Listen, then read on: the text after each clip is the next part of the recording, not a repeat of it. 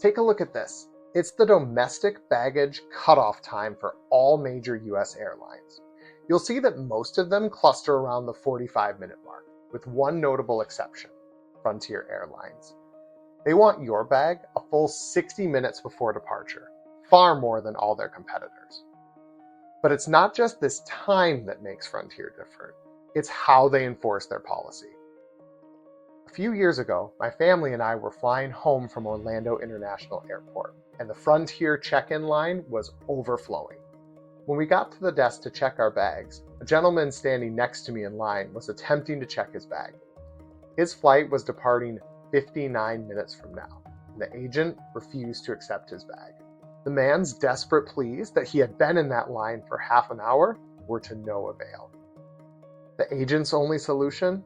Book a seat on the next flight out, at his expense, of course. I'm not a regular Frontier flyer, so I was shocked. I couldn't believe how inflexible they were over 1 minute, and I was just glad we had gotten to the airport early enough to avoid the same predicament. At first, you might think it's because they're a low-cost, point-to-point carrier, and there's some truth to that. They rely on on-time departures, quick ground turnarounds, and lean staffing to turn a profit. But if that were the whole story, we'd see the same from their competitors. Spirit operates the same ultra-low-cost business model, yet their cutoff time is 45 minutes. Southwest also flies a point-to-point network and famously relies on the 30-minute ground turnaround, and yet they're also 45 minutes, and they'll even let you check your bag in late with the caveat that it might not make it in time. So what makes Frontier different? Clearly, the business model is only part of the story. When you go deeper, the key driver, to no one's surprise, is money. Revenue is relatively simple. Set a cutoff time that's earlier than your competitors and then strictly enforce that rule. This means more passengers will miss the cutoff and have to pay for a last-minute ticket. We don't know if this is a deliberate strategy to increase revenue, but it's certainly the effect of it. The cost side is even more important. First, let's think about small airports. The staff that check your bags are the same ones that are going to have to work the boarding process.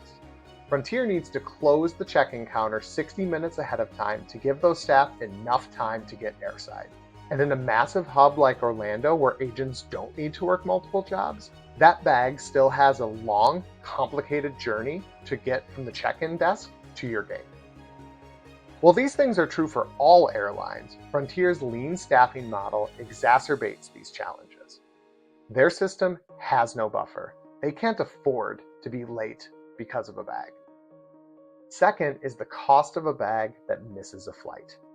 A missed bag is a financial disaster for Frontier, wiping out any profit from your cheap ticket.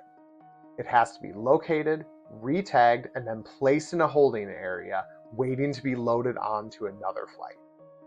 And by DOT rules, Frontier has to reimburse you for any reasonable expenses you incur because your bag was delayed, and they have to pay for a courier to deliver your bag to your home or your hotel.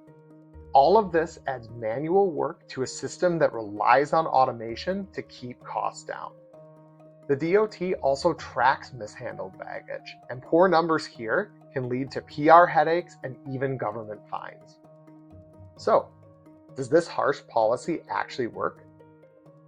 Here's the latest DOT data on mishandled baggage. Frontier ranks as one of the best airlines. They have the third lowest mishandled bag rate per 100 bags in plane. And who's the best carrier? One that we actually didn't put on our chart before because of its small size, Allegiant Airlines. And guess what these two carriers have in common? That's right, both of them have a 60-minute bag cutoff time. While cutoff times are only one factor, it's telling that 2 of the top 3 airlines in the DOT rankings have this 60-minute policy. So going back to my story, why couldn't that gate agent in Orlando make an exception? Why not cut the guy some slack for being 1 minute late? While DOT rules do allow an airline to accept late baggage if the passenger agrees to waive their rights to compensation if the bag is missed, Frontier's policy seems designed to prevent this at initial check-in. Their own policy states that failure to check in 60 minutes before the flight will result in your ticket being canceled and marked as a no-show. Passengers have reported that agents have told them that the system prevents them from issuing a bag tag for the original flight once that 60-minute mark is reached. So while accepting a bag late is technically possible, Frontier's policy appears to be one that prevents them from accepting that late bag in the first place. I want to be very clear that this is not a published policy and therefore cannot be proven 100%. But when you line up Frontier's contract of carriage, the underlying economics, and passenger accounts, it strongly implies that Frontier has decided that it is better for them financially and operationally to refuse baggage inside that 60-minute window. If you're a Frontier flyer, I'd love to hear about your experience in the comments. Having more data points means that we can reach more accurate conclusions and insights together. But in any case, the takeaway here is that Frontier has that 60-minute cutoff time for reasons that are instrumental to executing their business model. So when you're flying Frontier, be sure to get to the airport extra early and don't miss that bag drop deadline, because they're not likely to cut you any slack at the counter. I hope you enjoyed today's video, and if you did, please like and subscribe for more of our content around the hidden systems of travel. Thanks so much for watching.